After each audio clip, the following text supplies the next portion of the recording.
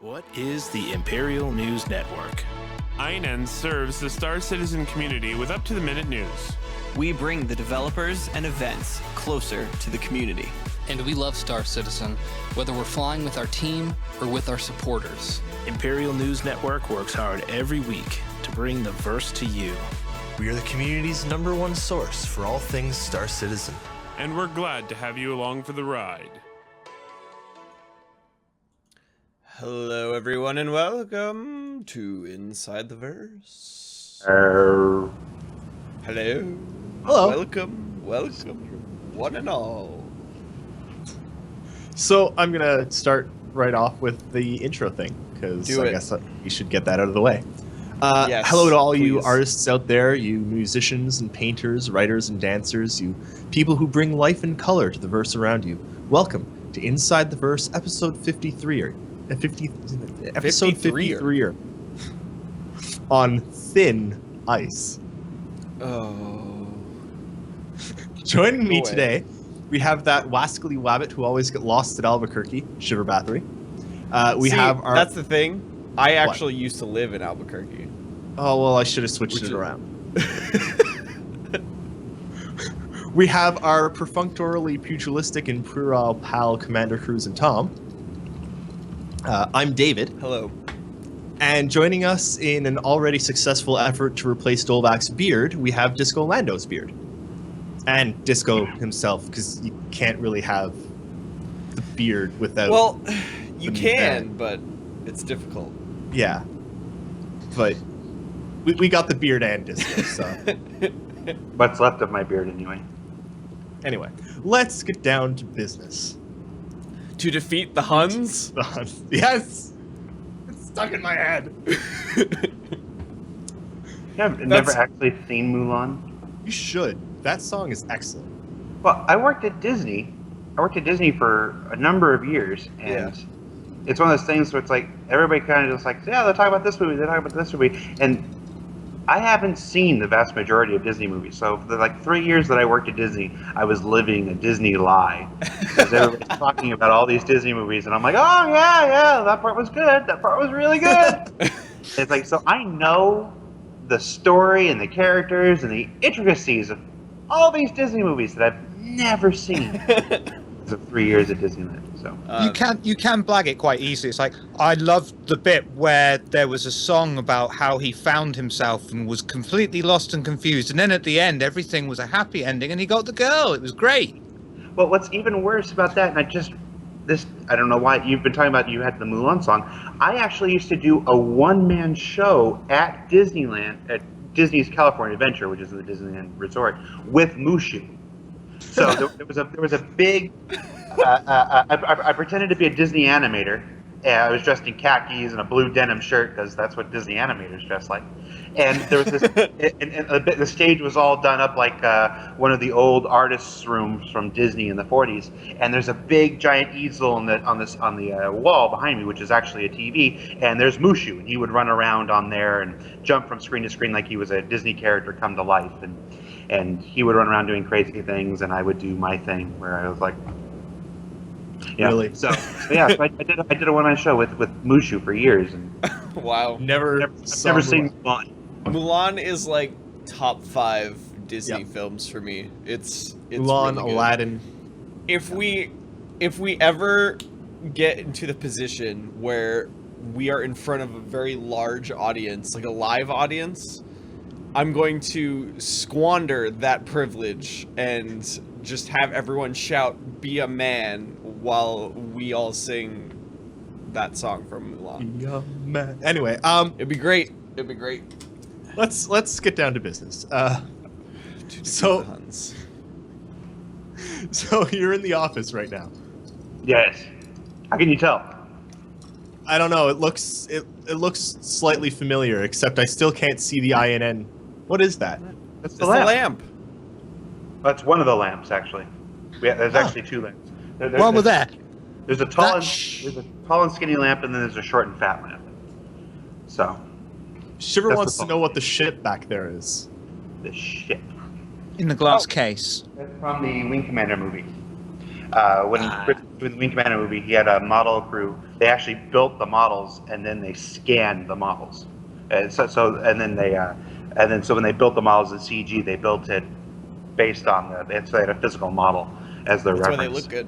Have you learned all this from cool. from spending time with Ben?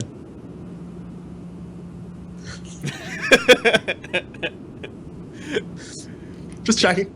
Yeah, no, I'm where Ben and Wing Commander are concerned, I'm the battered wife. Probably not the politically correct term. What's the politically correct term? Oh, The abused son. Don't think we're getting any better there. No, especially since I'm older than Ben. this is INN. We tried to be politically correct for a while, and then we just threw it out the window. Oh, you said the INN thing. The INN thing is actually right there. There it is! Yeah! Still fleshing out that wall, which is why we haven't shown it much. Yeah. That's So, cool. It's nice to know that it's there. Yeah, we're still fleshing out that wall. So, like Hellcat in the chat asks, why are you at work? Because that's how work goes. A couple things. One, we're filmed next week's ATV is all about Pedro Camacho. So we filmed 2 segments with Pedro, an ATV interview and then an ATV behind the scenes, both with Pedro. And just because of the nature and how much time it was going to take, and trying to find a quiet place in the office to do it, it had to be done on the weekend. Plus, he's got a very busy schedule and he's got a family and whatnot. So as we worked it out, it's just the best time to do it was Saturday. So we came in to do that. Also, a little behind the scenes on CGI. Wait. Yeah, I know. Wait. I'm playing on how everybody reverses our letters half the time. I know it. There are only certain people in the company have opener and closer privileges, which is keys and alarm codes and all that stuff, and I'm one of those people. So when other employees need to want to come in on the weekend to work, they have to contact one of the openers, and one of them have to come in and kind of open the door and close the door when they want to get out. And that's me. Last night there were people like, "I want to come in on the weekend," because we're really trying to push on 2.2. So they wanted to come in and get some of the cry animation errors. That's the big one that we're chasing down right now, is the game crashes with a cry animation error. So folks are chasing that down on the weekend. So I had to let some folks in, and they're in there now. On that topic, how is 2.2? Wait, hold on. Jake? Let me take this opportunity to shill in the chat. Yes. If you can't wait until ATV and you need your Pedro Camacho fix, I did an interview with him where me and Pedro nerded out over music for about an hour or so. So there you go.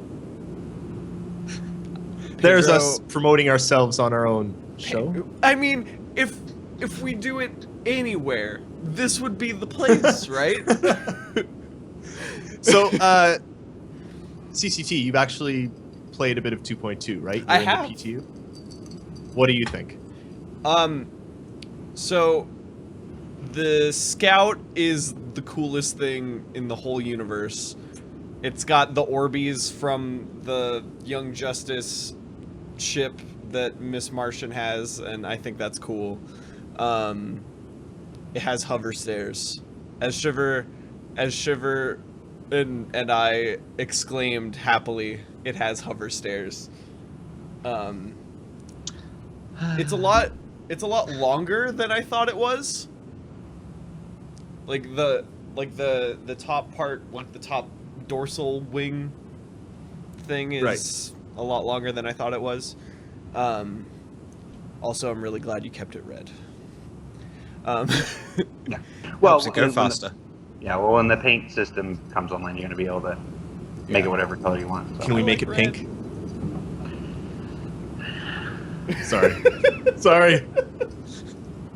So, Jake, have you flown the Saber? I have. The Saber was one of the ships that I've been looking forward to for a long time. The Gladius is almost too maneuverable for my own taste. and the Hornet is a bit too sluggish, so I was waiting for a ship that was right in the middle, and the Saber is that. So, it's good. I haven't blown up enough stuff in it yet. I was just flying around and flying through Olisar's rings, trying to be all Blue Angels, but you know. How's feedback from 2.2 on your end? Are you hearing much good disco? I'm looking at how close to the camera I can get. Oh. No, I just noticed, I'm like, you have me zoomed in. You have my picture zoomed in. 'Cause I must have been too far away, so now I'm trying I crop it so it fits in the square, because the Skype windows are like 4x3 for some reason. Because Skype's weird. Yeah. 4x3. Yeah. No, feedback from 2.2 so far has been great. The new EVA system is a big, welcome, pleasant change. Yeah. I mean, it's still got a way to go. It's not near as wonky as it was. Oh, it feels so much better to fly through when you're going through the corridors and in Kovalex and stuff. It actually, it's not the huge adjustment to go from flying your ship to flying your man that it was before.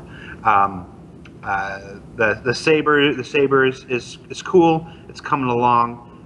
There's still like every ship. There's going to be tweaks on this thing for quite a long time to come.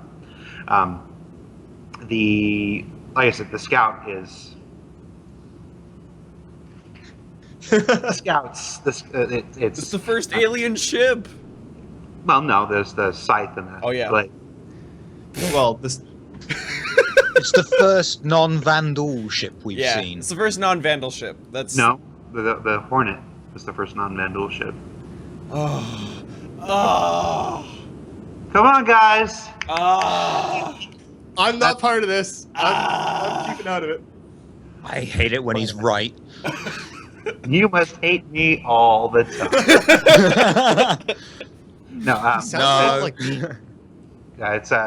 it's pretty good right now. The big issues were the asset corruption, the issue that happened, which caused all the replace me textures. You know, when the first version of 2.2, you loaded in and Rollistar looked like a giant hot dog. Oh, that's fun. Yeah, it looked like that old Windows 98 hot dog theme when you could change the themes of all your windows. Yeah. Oh, no. Like that we're still fixing some of that, but we've fixed most of those issues that were caused by the new compiler. SCM was a little overzealous. It was SCM was turning on even when you didn't want it to turn on, so it was speed capping people when it wasn't supposed to. We're pretty sure we've got that nailed down. The biggest one we're chasing down right now is this cry animation error, which is when we get players up above 16. There's the cry animation. I'm not a designer, or rather, I'm not one of the production people, so I don't claim to know the technical aspects of it. But when you get over 16 players, there's a desync issue, and it's killing. It's a cry animation process, and it's crashing. And Was it because it was originally designed for 16 players? No. It's certain errors only manifest when you put X amount of strain on. Oh, okay. So this was probably something that's been in there for quite some time, right? Which is why it's so hard to track down. It's just we weren't putting the level of strain on it that was necessary for it to manifest before. Yeah. So now we're doing that, and so we got to figure out where that is and fix that. So. Okay. And I reserve the right to be completely wrong about that, but that's understanding that as it's been explained to me. Is this tying in with some of the animation work that Frankfurt's been working on, getting the 3 different files to communicate with each other for the new animation system? Possibly. That's a little too far down the rabbit hole from my understanding. Oh, fair enough. But I mean, Frankfurt's not the only people working on the animation stuff. Austin works on the animation stuff. We have Steve Bender, our animation director, is here in LA, and the UK does the majority of the stuff that, making all that stuff work for Crusader. So it goes through everybody's hands. There's a perception, actually. There's a perception lately where we do those news from around the verse segments, right? Yeah. And everybody does their little bit. Brian Chambers bits tend to be a little longer because the man loves the camera, and who can blame him? The camera loves Brian. So he tends to go into a little more depth and detail than everybody else. It also is a result of Brian Chamber being the studio head for Frankfurt. So, whereas everybody else like Tom Johnson and Eric Davis and Jake Ross, they have to clear things and make sure. Brian doesn't have to do that. Brian knows what he can say and what can't say. So his reports tend to be a little more verbose. So it's building the impression that Frankfurt's doing all the work. I actually had a question about that. Well, let me finish what I'm saying first. Yeah, I know. Okay, fine. God damn it. What do you think I drink when I'm on this show? It's weekend, Jared. I'm not on the clock, so I can be an ass. That's exactly what that means. Yes. So no, it gives the impression that people are getting the impression that Frankfurt's doing all the work, and they are doing amazing work. This is not to undercut the amazing contributions that Frankfurt is doing, but their Star Citizen is a global project with 4 internal studios and then a half dozen external studios all contributing. So it's a lot of people doing a lot of work. So is part of it, or is any of that like the things Frankfurt are working on are more like engine based and broad, and they can tell us that they're working on loot and interdiction and oxygen, whereas some of the other studios, some of the work that they might be doing, you guys want to keep hidden from us? Like, is that factor into it at all? No, in fact, it's not the only things we ever. People get asked that all the time. I thought this was open development, and it is. Open development doesn't mean we spoil the game. Yeah. Open development does not mean we tell you what your Christmas presents are in March. I always compare He interrupts you and it's okay. Yeah, I like. Well, that. I'm furthering his own point.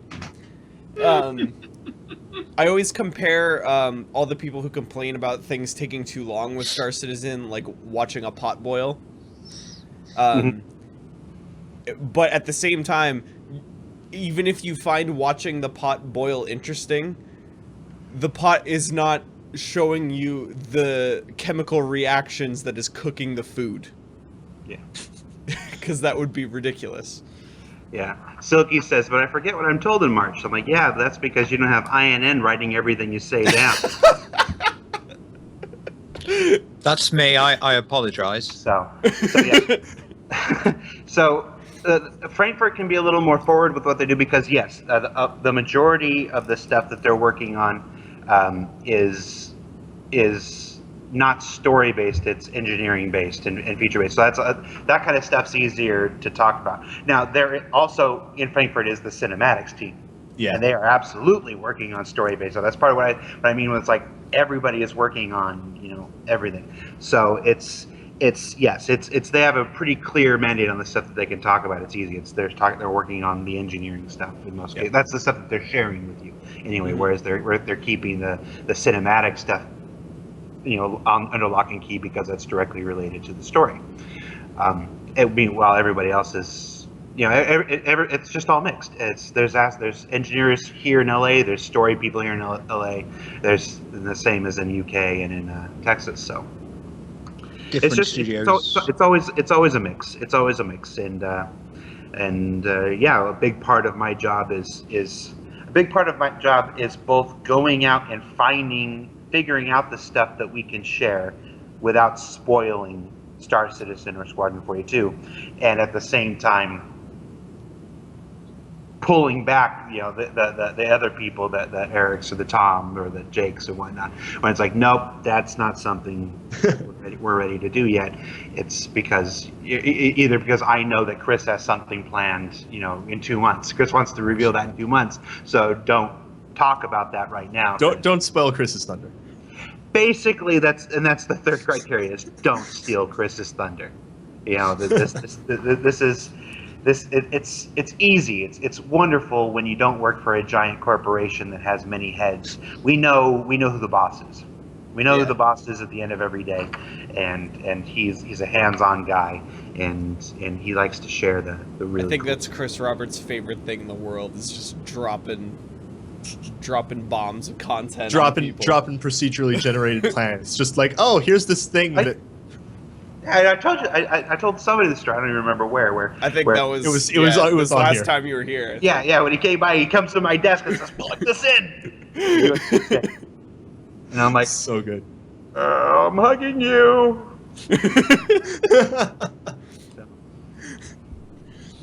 All right, so we covered. Kind of the biggest thing that's in 2.0, at least for me, because it means I can make things now, is the first iteration of the new party system, which has been probably one of the biggest things that the community has been crying out for, because like this is a multiplayer game and making it easier to play with your friends is a good thing. Yeah. For me, it's more that I want to make cool videos with people, and that requires being able to reliably get people in the same place.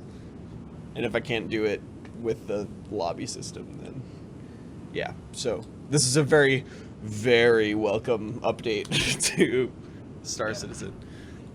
Yeah, it comes the absolute hardest thing. I'm making sure this is the hardest thing because I'm about to say this is the hardest. The most difficult aspect of making a game the way that we're doing it is having to run a live environment while we're making the game. There's a reason nobody else does this. Yeah. You know, nobody. What's the joke? Two things you never want to see made: laws and sausage. Let's add video games to that mix. Yeah. There's a reason most games stay behind the curtain for 3, 4, 5 years before you're even aware the project exists. And that's because, well, you have to feed the beast for those 3, 4, 5 years, whatnot. But second, when you decide to run a game environment during live, not everything comes online in the order in which you expect them to. It's some eggs you crack faster than others. Right. Sometimes you get the guy in the UK who has the light bulb, and suddenly he knows how to make this thing happen. And it's like, well, we don't need that thing next. That's not the next thing. It's, yes, but I got it. It happened. It came to me. I was taking a picture above the toilet. I slipped and hit my head. The flux capacitor came to me. I got this thing. So then you build that because now you can put that together now and faster, like procedural generation. So the project reprioritizes because sometimes you have to strike while the irons are hot. Yeah. You can't force inspiration. You can't predict creativity and inspiration. So sometimes Crusader comes online before the lobby system has been figured out. Yeah. And sometimes it takes a while for all these other systems come online before that light bulb hits for remaking the holotable. Yeah. We had mock-ups for the new holotable a year ago. Yeah, I remember that. Good. But then when you go into it, it's like, okay, you try to do a 3D mock-up in 2D, it looks cool, and then when you try to start building it, you go, oh, okay, no, we're running into some of the same issues we had last time. Yeah. Kind of thing. So sometimes it takes a while. Is basically what it comes to. You can't force when you're going to have that idea, and sometimes it takes a new member of the team. It takes a new perspective to come in and be like, no. What you've been doing is good, and that would eventually get you there. But if we spin this on its ear and look at it from this perspective, you get a whole new idea. So and that's like specifically on the party system. That's one of the reasons why the people who did those hacks to make it run in offline mode. That's why it runs like magically when you're not updating to the live server, because that's the biggest challenge is making that live environment. Oh yeah. Yeah. Oh yeah. So on this sort of topic, like if Star Citizen were a normal game, do you think it's at the point where people would start hearing about it, or would it still be in the kept behind closed doors stage? Well, it depends. What's a normal game? It's Half-Life 3. We're Half-Life 3 is not going to be announced until they're practically done with beta.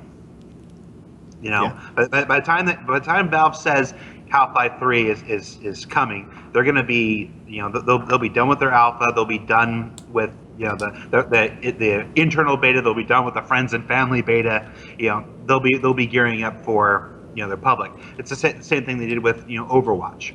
Titan was in development for 7 years, and they wouldn't even tell us the name. We still just have to call it Titan. We don't even know the name of that game. They spent 7 They might not years. even have had one. Yeah.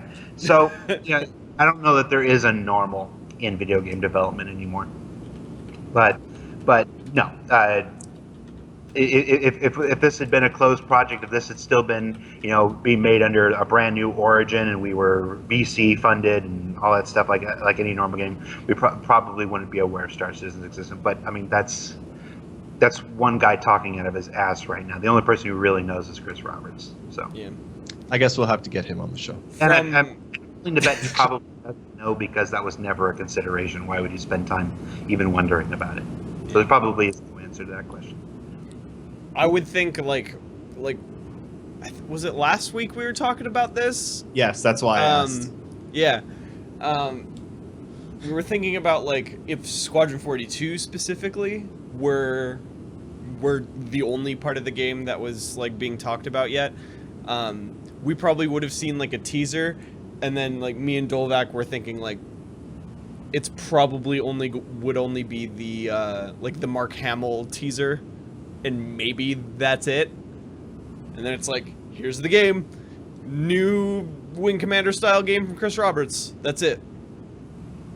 Vague release date, and that's all you would hear about it. Yeah. So. Well, there's really, in most cases, there's no virtue to announcing a game super early, because what does it get you other than heartburn? Yeah. Right. Heartburn and expectations and Crazy fans that start up websites and force developers to copy. Yeah, we had to do it this way because we were trying to reinvent the wheel and make a AAA game through crowdfunding. So, and I mean, I wouldn't change it. When I say this is hard and this is the most difficult aspect, that's not me saying I wish we did it any differently. Absolutely not. I'm happy with the way we did it. Happy with the way that we keep doing it. The challenges are better. Yeah, I would much rather be a pathfinder and blazing a new model, than we're learning everything the hard way. The next guys are going to have it much easier than we did. Yeah. But I'd rather be us figuring all this stuff out on the fly than the guys who get to come in after us and do another crowdfunded AAA game and have all the answers. There's a lot of Kickstarter games now that are kind of dipping their toes in it a little bit. I know the Platonic guys who are working on the Banjo-Kazooie spiritual successor. They're they're keeping everybody updated almost weekly now, and I know that the new not Castlevania game from the guys who made Symphony of the Night, they're working on a new game. I know they want to do kind of the same thing. So CIG made a little bit of a splash, and people are kind of maybe not going the full insane here's daily updates on random parts of our game, but at least in that direction, and that's really cool. Do you think it's going to change not just how a development studio presents itself to fans, backers, what have you, but the actual development process of the game? Again, it's that's a decision that each game maker would decides for themselves. Whether I can't predict whether we're an influence. I don't know what other game developers were influencers too. But I mean, I've already seen some of it. I've seen it.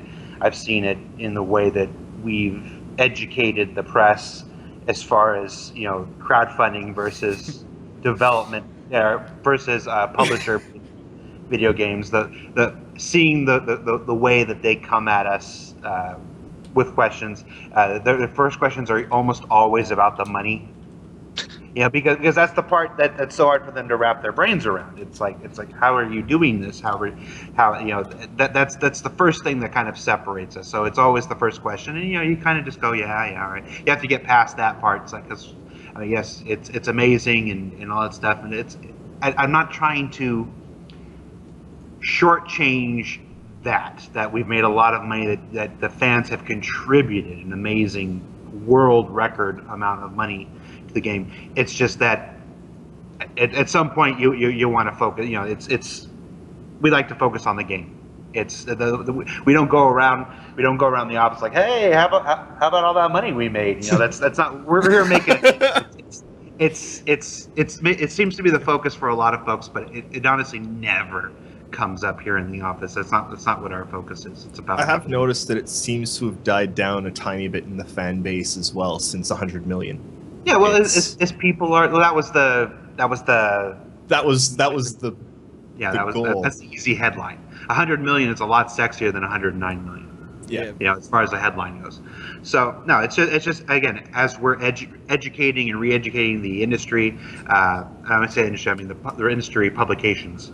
I think they're coming along and realizing, the money is cool. The money is a part of the story, but it's not the only story. Yeah. We are making the largest video game in history here. We're trying to anyway, and we're making 2 games in history with the best cast in history and the most robust feature set in history and stuff like that. So I think they're finally coming around to that as we put more and more out. 2.0, 2.1, 2.0. They're seeing, this is more than just a story about money. I think they're finally realizing that they're actually starting to fulfill some of these crazy outlandish promises that they made 2 years ago that no one thought could ever be done because that's insane and how can anyone do that, and yes. Turns out it's not a scam. Things just take time. It's a scam. It's just the best scam ever made. In that you're building the game to scam us. A dedicated, full-on simulated universe with absolute high fidelity, a fully voiced cast for the cutting edge dedicated for PC is going to take time. At least a month. Wow. That's it. I want a refund. So I'm in too deep to get a refund. Can't. That would take like IRS involvement to get a refund for me. Yeah. Don't even.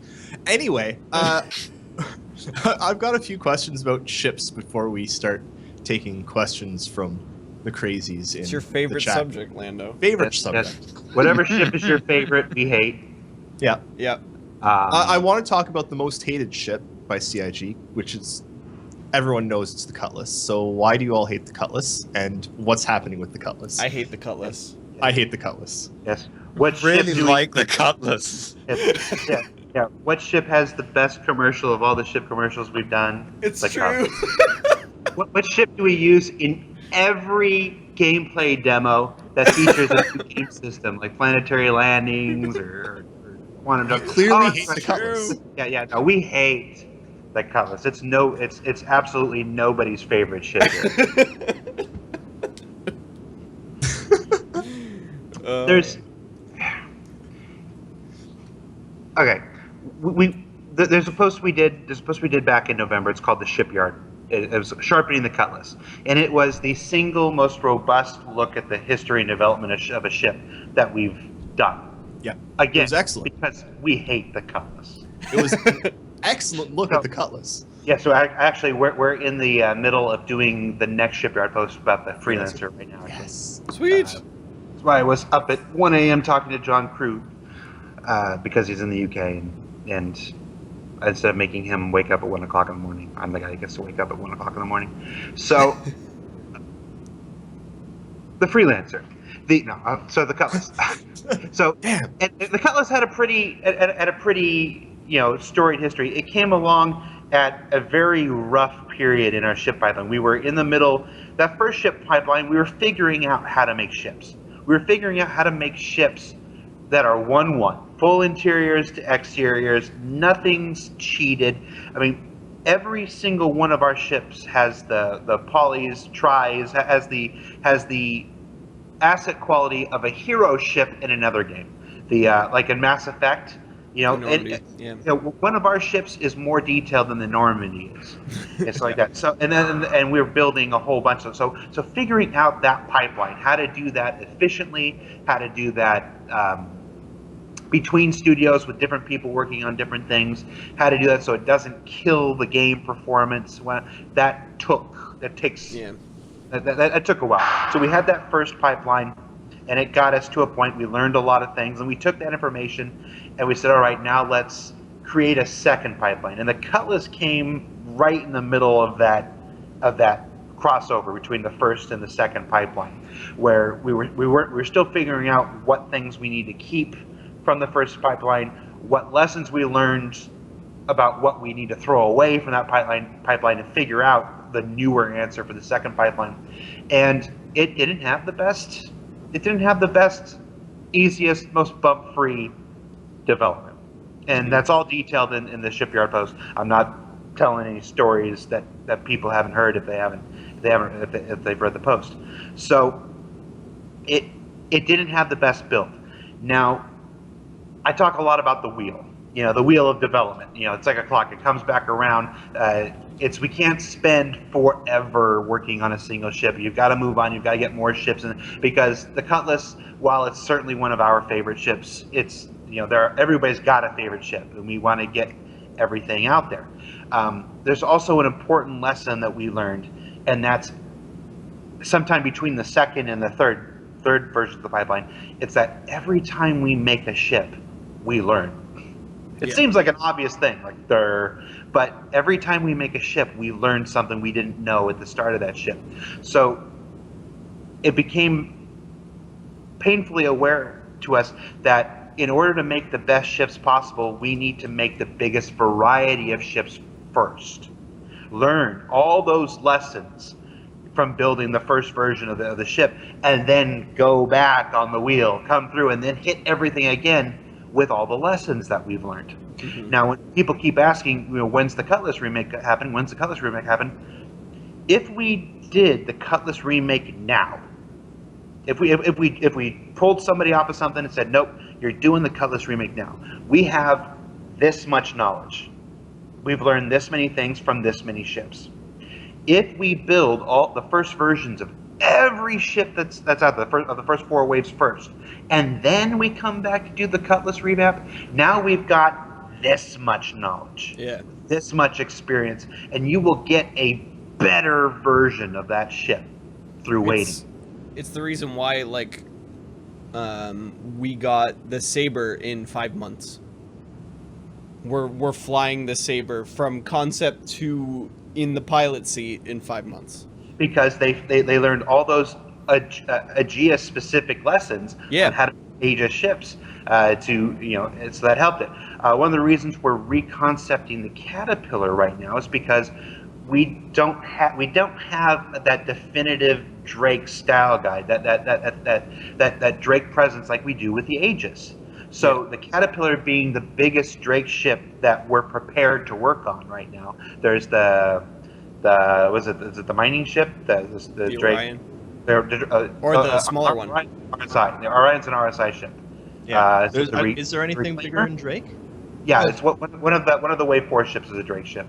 It's escaping. Somebody's going to know it. Somebody put it in chat. So that ship's too big. Yeah, that ship's too big. We're not ready to start on that one. But we can start at the Caterpillar. So the Caterpillar is going to be where we figure out the answer for Drake ships, because it's much bigger than the Cutlass, so there's more challenges, more things to learn from it.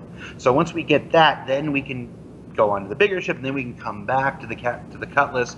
We've learned all the things we want to learn about the Drake and about all these other ships, and then we can more accurately, better do job on the And it'll help with the Buccaneer and the Dragonfly Yeah. and everything else. It helps on everything. It's the set. I know everybody wants their ship now and everybody's impatient, but I cannot stress this enough.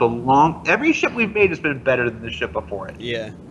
I mean, the longer the wait, the better a ship you're gonna get. Except the Gladiator. The Gladiator But is... there's shit. You leave the Gladiator alone, Eris. I love getting in that thing. That's Disco, like getting in a you're fired. Jaeger. I'm the worst community manager ever. Like a testament to how much CIG does not cheat. Right when 2.0 came out, me and Dolvac were testing out the local physics grids. Mm-hmm. We were just flying around Arena Commander in free flight.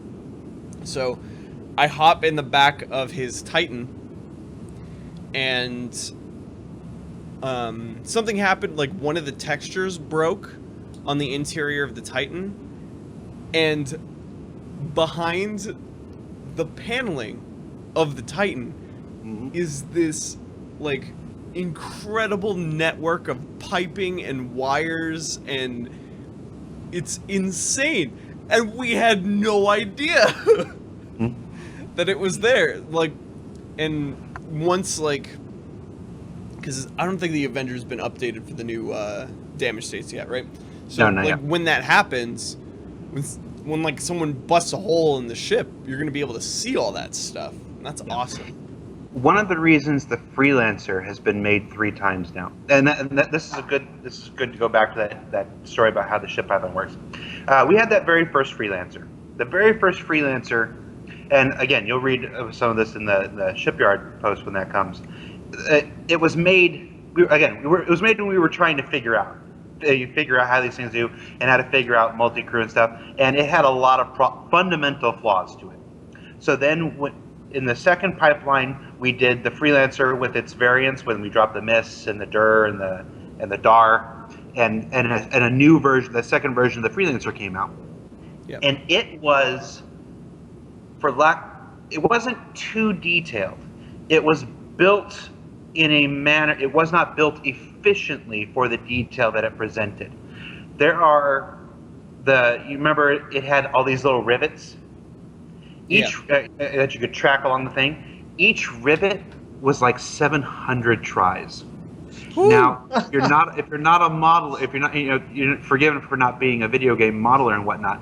But with all of those rivets, the Freelancer was a bigger resource. There's a thing called a resource footprint. Like how heavy is that ship in the game? How much power does it take to make that ship exist?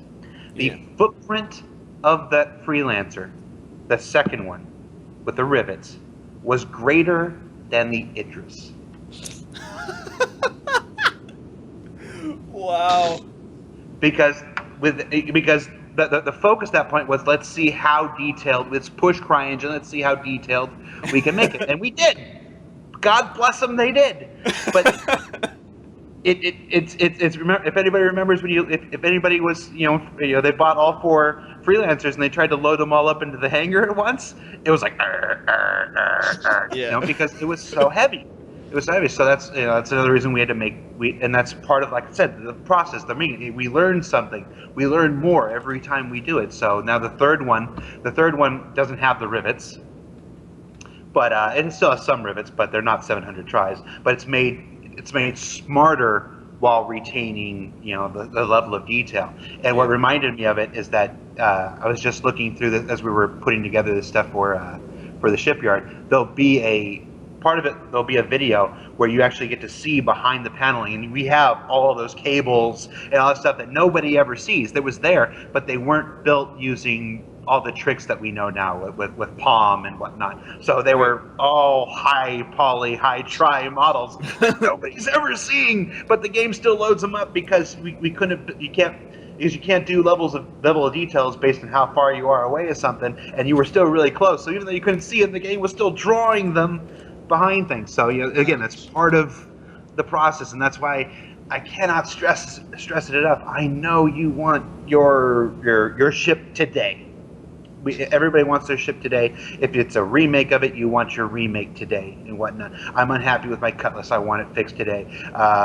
Some people are 300i. unhappy with the 300i. Some people are unhappy with the Vanguard. I don't necessarily agree with them. I love that ship as it is right now.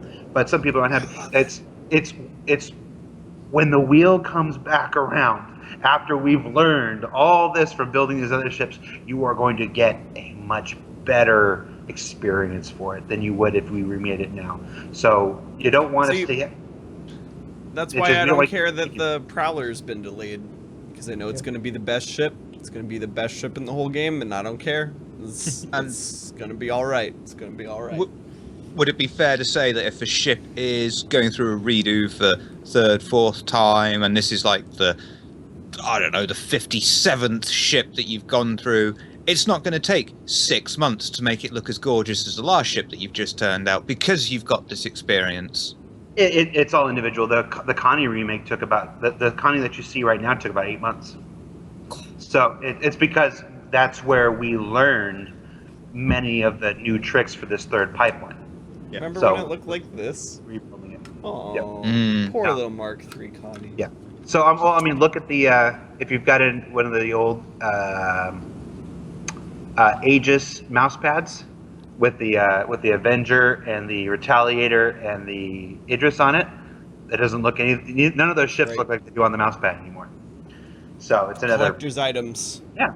So it's part of game development. It's the only Doesn't constant that also slightly weigh into the I can't remember how big like the Cutlass file used to be, and the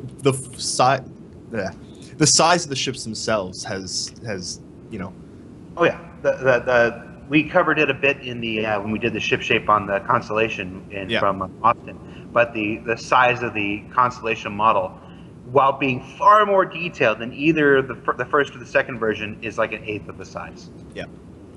So it's like anything else. You take something to the extreme, you see how far you can push it, and then you bring it back, and then you optimize, and you bring it back to the usable state. So it's almost every aspect of game development works on that same principle. You push it to the edge of reality, and then you bring it back to gameplay fun. You make it the most amazing, insane looking thing you possibly can, and then you bring it back to the point where it's optimized and it actually works in the game. Yep. All right. So with that, let's take a break. We're going to take a quick break, and 5 then we'll be minute back break. for questions. We're gonna refresh, bio break. You know how it goes, everybody. When we come back, we are going to take your question in the chat about whatever you want. But I reserve the right to ask the questions. If it's a bad question. If it's a bad question, I probably won't ask you a question. Ask me the question, gatekeeper. I'm not afraid. Are you the gatekeeper? Is your favorite color? All right, guys. We'll be right back. See you soon. Wait, hold on. We're not back. There we are. Oh.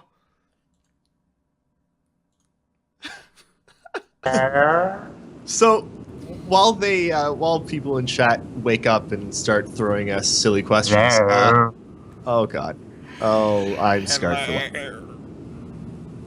I have a quick question about the Scout. Can I ask about the Scout? No, I can't, Jake? No. Okay, I can't ask about the Scout. No. Guys, real quick.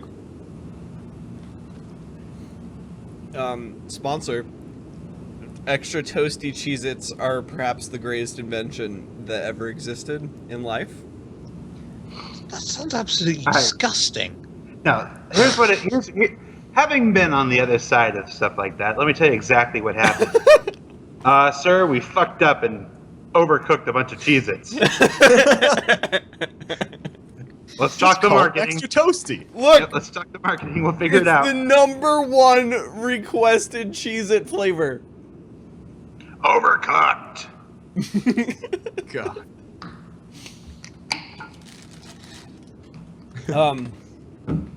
Yeah. So, welcome to the second half of the show. For those of you who haven't hung out on the stream for a while, this is what Inverse was. So ask your questions. Please use standard RTV rules and put your question. What's the right word here? It's predecessor being? I don't know. Put question in all caps with brackets before your question.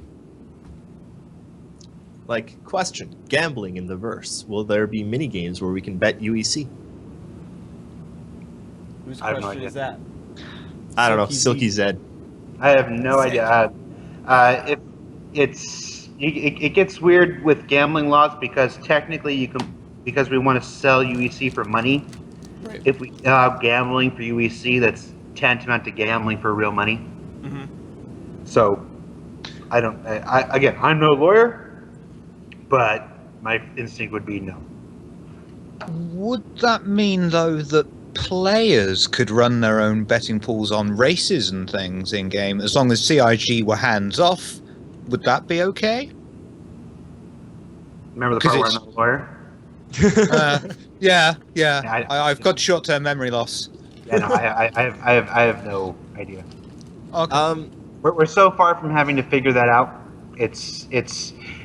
I appreciate that there's this concept. There's this idea that when you make a video game, you have all the answers on day one. Like there's this clear, concise, like you know everything on day one, and you just build it.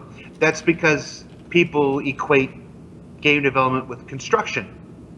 It's like before you build the house, you have to have the plans for everything: the electrical, the plumbing, the woodwork, and all stuff. So, but this isn't construction. This is development, and that's you figure it out. You develop your ideas. You start off with a tiny idea about something, and then it grows, and as more people come in and more ideas are exchanged and whatnot. And that's why people think we're hiding things. Like, oh, why aren't they talking about this that happens at launch? It's because launch is over here, and we are here right now, and there's only so many minutes in an hour, hours in a day, days in a week, so many brain cells you can put on something, and it's more important to figure out the things you need now than it is to figure out something you're not going to have to do for 6 months, 12 months, 18 months, whatever the time period.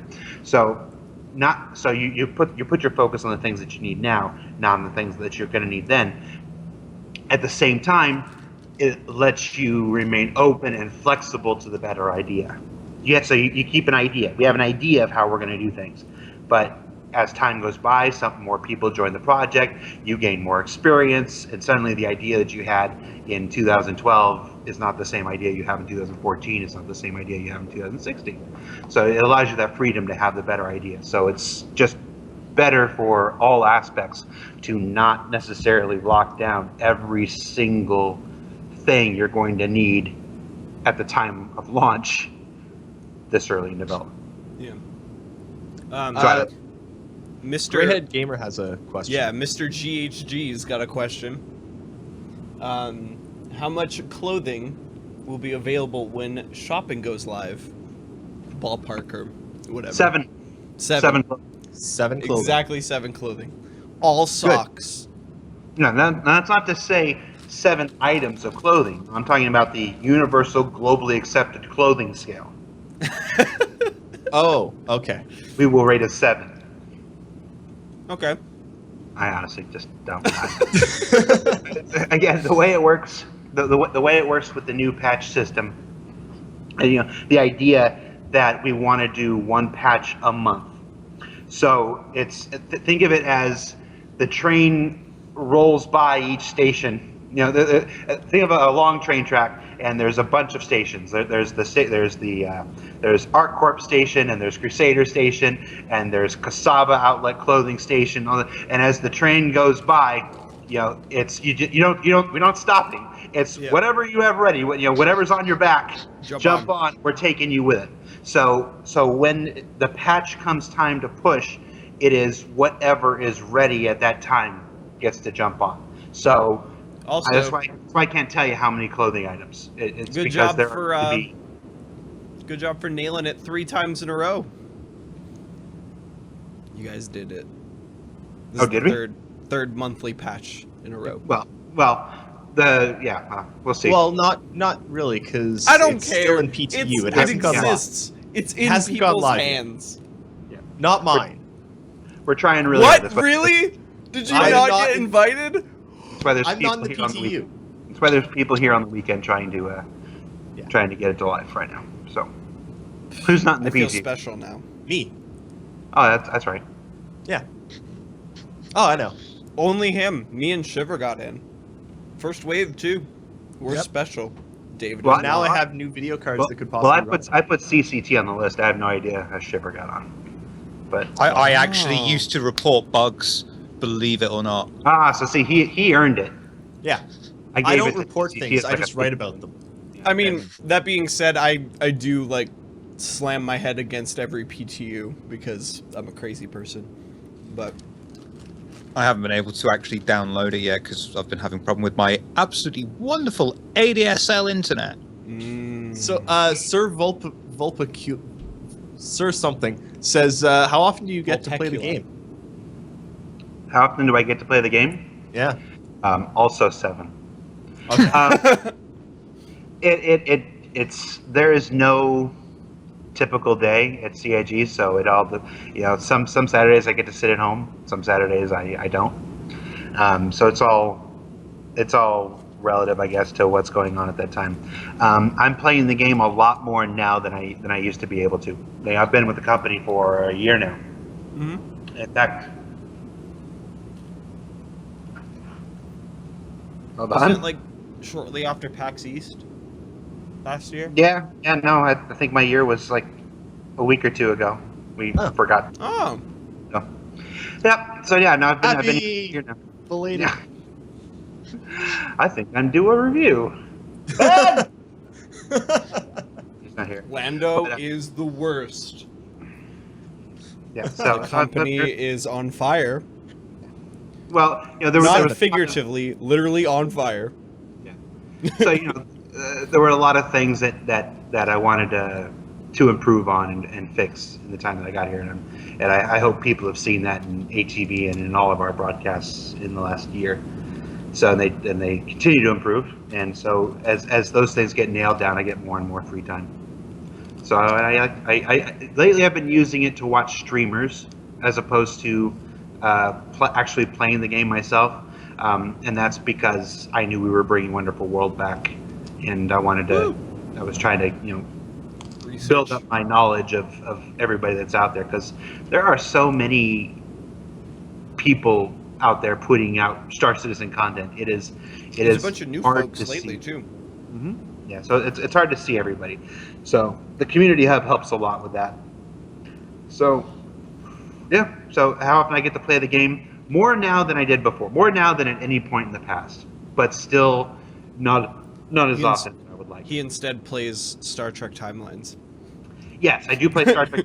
That's on my phone and at my desk when usually when I'm waiting for a render or something. I play Star Trek Timelines and I play Star Wars Uprising. Do you play So- Galaxy of Heroes? Not Galaxy of Heroes. Galaxy of Heroes That is excellent. hot mess of a It's garbage excellent. game. No, Galaxy Heroes is a garbage game for garbage people. I am a garbage person. Actually, I've never even He heard of put it. He put it on his top 5 for games of the year. I have no idea what Galaxy of Heroes is. It's the most free to play game that exists. Like, Yep. oh, Collect it's Star Wars awful. characters It's and awful. RPG fight them against each other. It's a mobile What can game, you yeah? ask for? Yeah. So It's- wait. You Wait. sport Skylake, a SSD, top of the range motherboard, and all that, and you're playing a mobile game in your spare time. Yes, Well, because at work I can play it. I Yeah. do it too. And it should be noted that I play the games on an Android emulator. So I can't stand doing this. This drives me crazy. So I play it on. I put it up. It's on another window in my computer. So I play it on my desktop. Now, to be fair, Star Trek Timelines is Star Wars Galaxy of Heroes, but it's not as horrifyingly free to play as Galaxy of Heroes is. Gotcha. VR Also- Vic 15 in chat says that they're buying their first game package right now. Welcome to the I'm not going to say cult. How about, Welcome to the what we club. say at the end of every podcast ever? Welcome to the verse. There you go. He's asking about the referral code. There's the randomizer on Reddit on the Yeah, the sidebar. randomizer. Go live, one gets a chance. Yep. I I'll played post Star it. Trek Online too. I usually play Star Trek Online for 6 months, and then I go away for 3 years, and then I come back and I play it for 6 months. That's me and World of Warcraft. So Marksman762 has a question. Lando, thanks for being here. That's not the question. CIG announced that the Reclaimer is on long-term / no formal update status. Short of any leaks, any insights on how the salvage mechanic is coming? No idea. It's that stuff like that. Here's how. Okay, when we're talking about brand new gameplay systems, that's that one is being developed in Austin, because that's where they do the PU systems like that. And salvage is most certainly a PU mechanic. It's not something you're likely to do in Squadron 42 too much. So, if at all, I honestly don't know if it's in. They'll be like, Jared says salvage isn't in for Squadron 42. I have no idea if it is or not. But that's being developed in Austin, and because I'm here in LA, I don't have a whole lot of oversight on the stuff Austin does. When I see it, it's usually just a couple of weeks before we're ready to show it to you guys. So I have not seen salvage yet, so I don't have a lot of. It's not anywhere close to showing you guys, so I haven't seen it. So I don't have anything to say about it, unfortunately. Without telling us anything, is there anything you've seen that's coming up soon to show to us that's cool? Without saying what it might be. I mean, things No, that... I'll tell you what it is. Oh, okay. I've seen Idris flying around Crusader. Well, that's over. I- Stream beating done. heart. It's over. I have seen the Idris flying around Crusader with a Hornet doing a live manually no assisted landing in the. It's over. Oh! Everyone go home. Oh. Wait, everyone is home.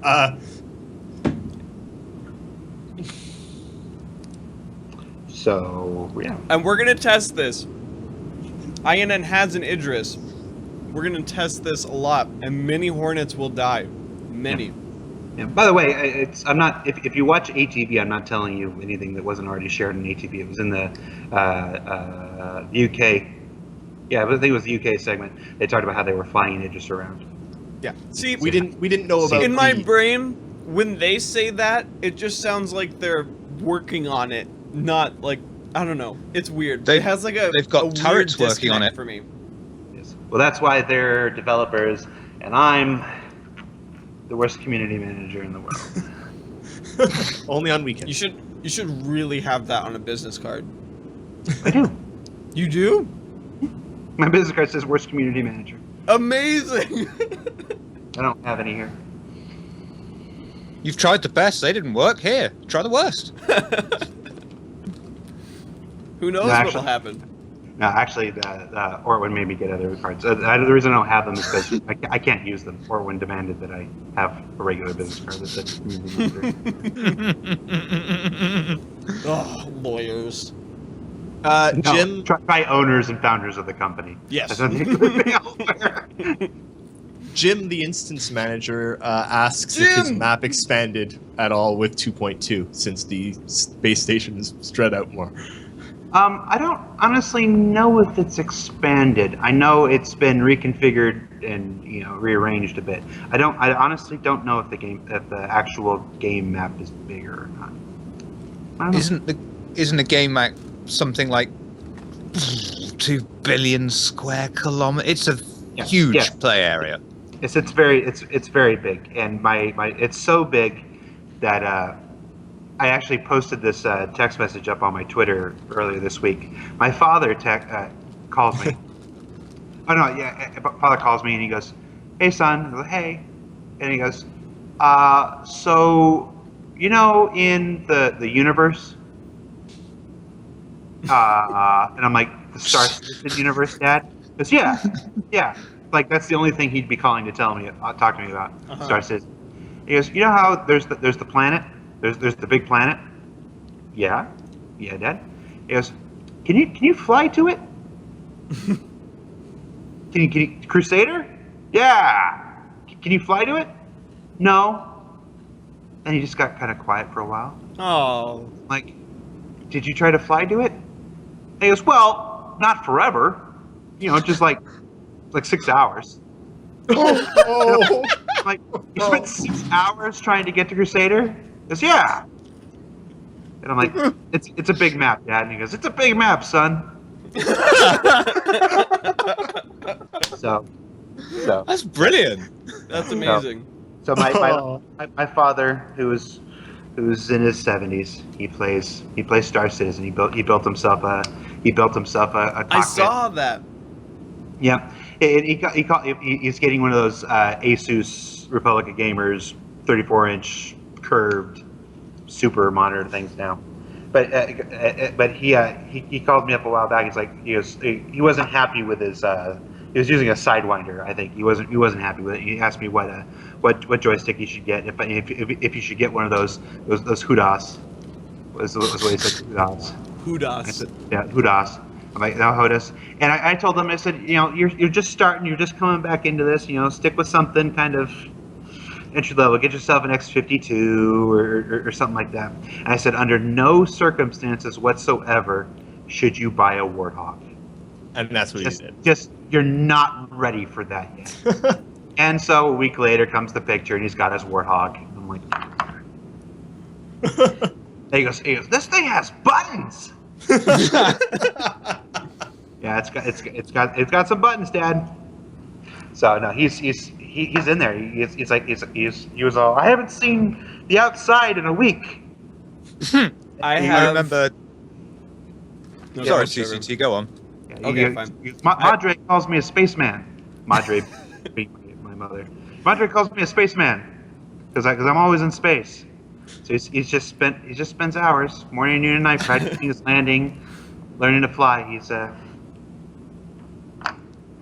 Pretty space awesome. is big. The map. I remember transcribing it. I have a request for the new Star Citizen HOTAS. A 3-way toggle switch to change your flight mode between precision, SCM, and cruise. I want this. I have a request for the HOTAS. I want it. Just some information on it, really. They're making it. Yeah, we're waiting for a production prototype. Yep. They will send us a production prototype, and we will play it and put it through the paces. And if we're happy with it, then we will be going forward with the sale. So that's basically what we've been wanting. It's like anything else. There's negotiations and stuff, and that's where we're at now. So Mad Cats has got some stuff going on right now too. So yeah, everybody does though. Everybody that's has stuff going on. It's just a question of whether you're looking at it or not, and whether somebody is reporting on it or not. But I mean, people treat these things like the sky is falling, like it's these major deals. No, it's like this stuff happens every day to some company around the world every day. And how many times was Apple almost out of business?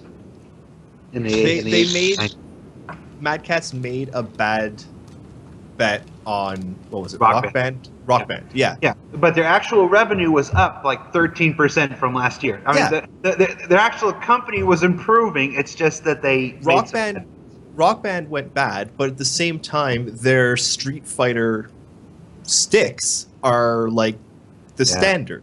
Let's not talk about Street Fighter 5. I'm not the sticks, not the game. No talking about the game. Yeah, Cytec actually made a really cool joystick. We've got one here, the one that doesn't move. 65F. 65 F65 or whatever, F65F. The one that's all like force sensing, like the F16 joystick. Full metal construction. It's accurate as all hell. I love it. It was just too different. It was like their answer to the Warthog. It's really cool, and it was just I don't know. It was too different. People didn't give it a chance, whatever. But I love that thing. That thing's cool. I'm really hopeful because there hasn't been much of a market, like much of a need for games for sticks for a while, and now Star Citizen. Now there's a lot of them. Yeah. All right. More questions. There have been a lot, and I've missed Just a bunch ask of them. guys, just ask them again if we miss it. And Yeah. if you keep asking them and we don't answer, that's fine. So a few months ago, there was an interview with Tony Zerbeck. It sounded like shopping and Knicks were imminent. That didn't happen. Any Give idea credit where? to the person who asked the question. Sorry, David. Lethality MMO asked it. Any idea where shopping and Knicks I gave a stab Yeah. at answering this question. It's still imminent. He didn't say it's the next patch. He gave you an order of things in which they would come. He said the shopping would come, and then you'd get Knicks, and then you'd get the. So we haven't had Knicks yet. It's all in the same order. It just we never said it's in 2.1.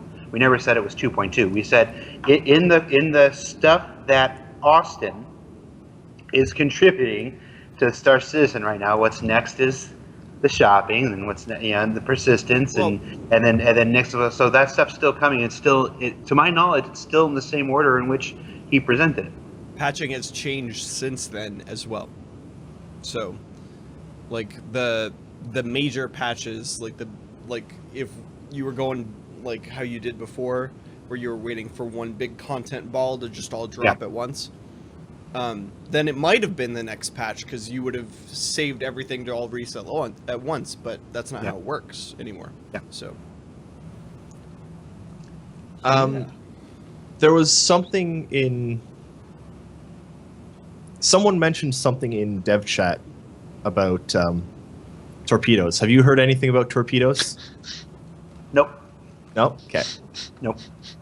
And hold on, I want to follow up on the lethality thing.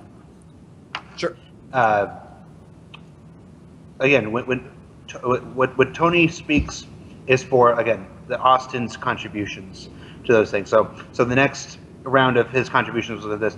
If we said, if the numbers were said, if 2.1 or 2.2 were said, it's figuratively. It's the next iteration, the next patch iteration for their stuff, the next pattern, the next thing for their stuff. But this is a global company with people contributing from all four studios. Tony doesn't, Tony doesn't speak for UK any more than Aaron speaks for Austin and stuff like that. So it's always, it's like a Voltron. Everybody's their own lion, and then we gotta come together to make the Voltron. And so if we said a number in that interview, if we said it was going to be 2.1 or 2.2, that was our best guess at that time. But like the Starfarer. Yeah, exactly. Starfarer, and then the Starfarer was an interesting thing because that is what the Starfarer has turned out to be. It's going to be our introduction to essentially capital ships. Now, that's not to say that the Starfarer is a capital ship. I'm saying it's our first introduction to a floating FPS level in space with all the different of a capital ship. Yes, they really want to put their first step forward. It's a major addition to Star Citizen. So that's why they're like, no, we want to make sure every room is finished. Whereas before the plan was it was going to go out and maybe some of the rooms were going to be kind of empty. So, and it may end up still going out with a room or two empty kind of thing to be filled in later. But they want to put their best foot forward. They went around. You spend some time walking around and you realize it's kind of insular. They wanted to add a couple more windows, a couple more places where you can see the outside world and whatnot. So it's really just that we only get one chance to make a first impression kind of thing. So they want to put their best foot forward with the Starfarer, and that's what's happening with that. So I think 2.3 is probably a pretty good bet, but don't ever bet on Star Citizen patch content. Don't do that. Don't do that. But if you have to. We have to. It depends on what's ready at the time. Simple as that, isn't it? Really. Yeah, like I said, it's the train goes by every month, and it's you hop on with what you got that month. That's the idea. and we might not, and hopefully, like I said, we haven't missed a month yet. Hopefully we don't, but that's the idea. That's the plan. Sounds good to me. The unforeseen can happen. Simple as that. If not, Yeah, again, well, it's there. it's not even the unforeseen. It's that you can't predict how long it takes to fix a bug. Some bug, you build the patch, and then you discover everything that's wrong with the patch. Once you have all these systems that work fine on their own, and then when you combine them, they cause problems that don't exist until you combine them. So from the point where they're combined, that's where you get 2.2, or that's when you get 2.3 is when all those disparate systems are combined, and then you have problems that did not exist before. So then who knows how long it takes? How long does it take to figure this issue out? How long does it take to figure that issue out? There's just no predicting it. It's like baking a cake and then looking at your cake and going, well, this doesn't taste very nice. Which of the ingredients was it? And work backwards. Yes, it's food. To further that, food is not mathematics. You don't take 7 positive items, 7 things you like, and add them together and still get a positive number at the end. So, Unless you're making lasagna. So, at the beginning of the PTU for 2.2, the Star Marine menus leaked out. Was that is that what? a hint of anything, or is it just like there's been Nope. work done on the Star Marine menus? Nope, it was a bug. It was the we were doing the new badging system where because we were anticipating using waves for the PTU. Will Everett made the post, wave 1, wave 2, wave 3, and it's one of those things where you, instead of building the badge from scratch, you copy an existing badge in our backend system, then you alter it, and the badge that was chosen to be copied included some legacy Star Marine permissions. So it just enabled the Star Marine menu. So it was like, all right. So we fixed that with the next one, and I don't think that's possible now, right? You guys aren't still seeing Star Marine lit up, right?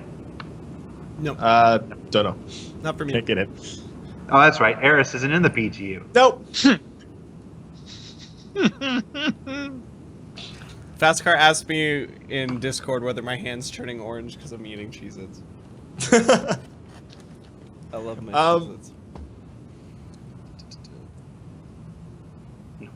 Some of these But if you questions want if you want to take it as anything, it does mean Star Marine is still coming. It means they're still working out. It's in. Again, you want people like to think Frankfurt's doing everything. Well, Frankfurt's working on the underlying stuff for the new Star Marine. Yeah, who better to work on the FPS portion of a game in CryEngine than the people who made CryEngine? That was our thinking. Who would have thought? Oh my god. Crazy. We're almost done. I do want to ask the new RTV format, because I really like the new RTV format. Have you been getting decent feedback about it? Yeah. People seem to like it. It's always curious to me. It's always curious to me to see what people give feedback on. It's just like all right. This might make me legitimately the worst community manager in the world. There we go. You know how I said open development isn't the same as showing you every single thing and ruining Christmas? It works the other way too. Open development doesn't mean we're looking for feedback on every single little thing. Some things we're just gonna do. Some things we're gonna do because that's how we like to do them. Since we're the ones who do them, and we're the ones that have to do them every single week, some things are just going to be done that way because that's how we like to do them. That's how we think is best, and that's it. It's not every topic is something we're looking for feedback on. It's one of those things where people are like, oh, see, it's like when people create a thread about feedback for something that we're not even working on right now. Like, why aren't you taking our feedback? It's like, well, the answer is because we're not working on that right now. There's no feedback Guys, to give on that right now. CIG knows the tutorial is broken. Yes. They know. Yes, and actually, in this week's ATV, there's a segment where the guy talks about how they're now working on the tutorial. Cool. So they're working on the on the new player experience is how they mentioned it. So yeah, so it's what some of the people didn't like the font that we used on the buttons, and it's like okay. it's like okay, I do. I like the font. That's why I picked it. Yep. Ultimately, well, that extends to the game though, because it's Chris's vision, isn't it? Yes, and that's the thing. It's feedback is feedback is not. We want your feedback, and we want and we'll take your feedback on anything that you want to give your feedback on. It does not mean that we are beholden to use it. That we are beholden to change the things that we want to do because you said that we should do something else. There's a balance in all things. There's a balance. This is not me saying don't give us feedback. Give us feedback. Give us all the feedback in the world. You hate that font? Tell me you hate that font. Am I going to change the font? Maybe. Nope. No. Definitely not. I like it, and it's my show. Although it's gonna, but yeah, that's me being real with you. But still tell us that. And you're never going to please everybody. We know that. So and there are times when we do want the feedback, and then we'll use it, like the image references for the Buccaneer and stuff like that. So this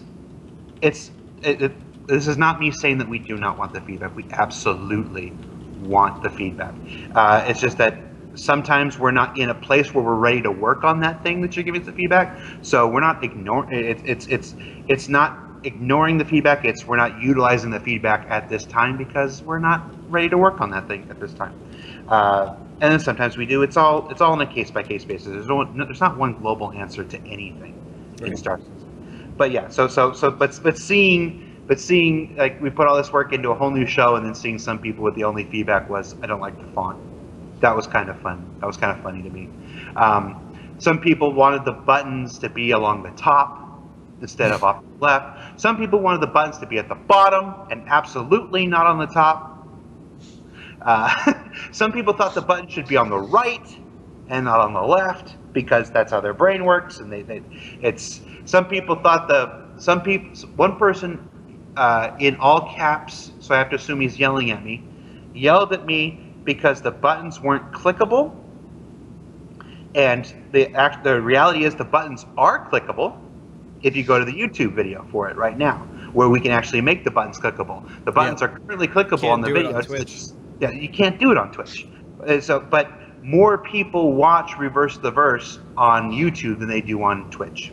Yep. YouTube is broadcast live on Twitch, but it is YouTube is broadcast live on Twitch. Reverse the Verse is broadcast live on Twitch, but for the overwhelming majority of the people that watch it, it is viewed on YouTube. It's the same with this podcast.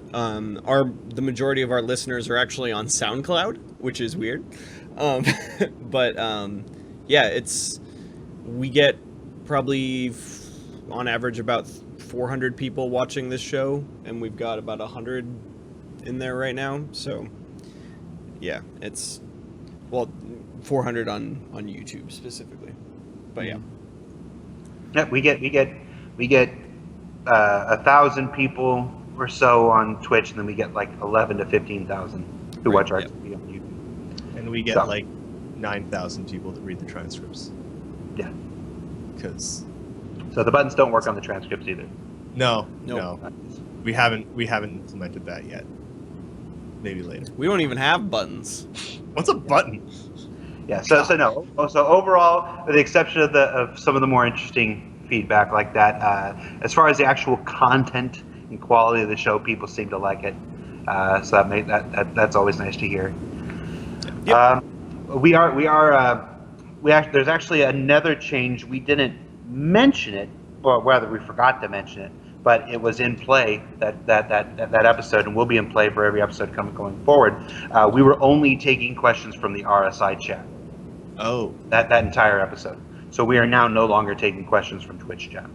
It's just because ultimately the show is for our backers, and the RSI chat is the tool for our backers. The website is the tool for our backers to communicate with us and stuff like that. So we're using that.